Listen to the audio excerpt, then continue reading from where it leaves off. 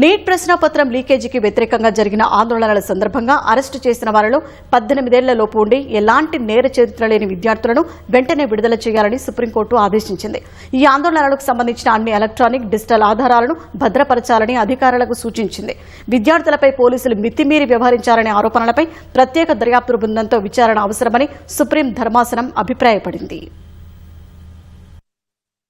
Neat paper leak కు వ్యతిరేకంగా జరిగిన ఆందోళనల సమయంలో పోలీసుల దౌర్జన్యాన్ని ప్రశ్నిస్తూ దాఖలైన పలు పిటిషన్లపై సుప్రీంకోర్టు విచారణ చేపట్టింది. ఈ వ్యవహారంపై మధ్యంతర ఆదేశాలు జారీ చేసింది. ఆందోళనలు జరిగిన అన్ని రాష్ట్రాల్లోనూ సీసీటీవీ ఫుటేజీలు, డ్రోన్ రికార్డింగ్లు, బాడీ కెమెరా ఫుటేజీలు, వైర్లెస్ కమ్యూనికేషన్ రికార్డులు, పీసీఆర్ లాగ్లతో పాటు ఇతర డిజిటల్ ఆధారాలను భద్రపరచాలని ఆదేశించింది. ఆందోళనకారులకు సంబంధించి సేకరించిన డిజిటల్ డేటాను భద్రపరచాలని, దానిని బహిర్గతం చేయకూడదని స్పష్టం చేసింది. ఆందోళన చేసిన విద్యార్థులపై ఎలాంటి కఠిన చర్యలు తీసుకోవద్దని అధికారులను ధర్మాసనం ఆదేశించింది. అయితే నేర చరిత్ర ఉన్నవారికి ఈ మినహాయింపు వర్తించదని స్పష్టం చేసింది. మరోవైపు ఇప్పటికే నమోదైన ఎఫ్ఐఆర్లపై దర్యాప్తు కొనసాగించేందుకు ఢిల్లీ ప్రభుత్వానికి అనుమతినిచ్చింది. అయితే విద్యార్థులపై కఠిన చర్యలు తీసుకోవద్దని సూచించింది. ఆందోళనల సమయంలో జరిగిన అన్ని హింసాత్మక ఘటనలపై నిష్పాక్షిక, పారదర్శక, సమగ్ర విచారణ కోసం స్వతంత్ర కమిటీ లేదా ప్రత్యేక దర్యాప్తు బృందాన్ని ఏర్పాటు చేసే అంశాన్ని పరిశీలిస్తామని ధర్మాసనం తెలిపింది. ఈలోపు కేంద్రం, సంబంధిత రాష్ట్ర ప్రభుత్వాలు తమ వాదనలను తమ ముందు ఉంచాలని ఆదేశించింది.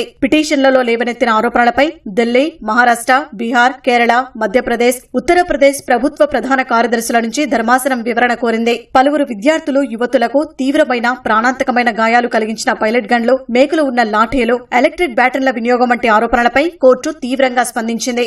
ఎవరు మితిమీరి ప్రవర్తించినా, చట్టాన్ని తమ చేతుల్లోకి తీసుకున్నా వారిని కఠినంగా శిక్షించాల్సిందేనని స్పష్టం చేసింది. గతంలో కోర్టులు రూపొందించిన చట్టపరమైన సూత్రాలన్నింటినీ క్రోడీకరించాల్సిన సమయం ఆసన్నమైందని, నిరసనల పరిస్థితులను ఇకపై ఏకరీతి ప్రోటోకాల్ నియంత్రించాలని సీజేఐ తెలిపారు. నిర్దేశించిన ప్రోటోకాల్ ఉల్లంఘన జరిగినప్పుడు చట్ట ప్రకారం తగిన చర్యలు తీసుకోవాలని తెలిపారు. మరోవైపు ఆందోళనల సందర్భంగా గాయపడిన 250 మంది పోలీసు సిబ్బంది కుటుంబాల ఆందోళనలు కూడా ఈ దర్యాప్తు పరిగణలోకి తీసుకోవాలని సీజేఐ పేర్కొన్నారు.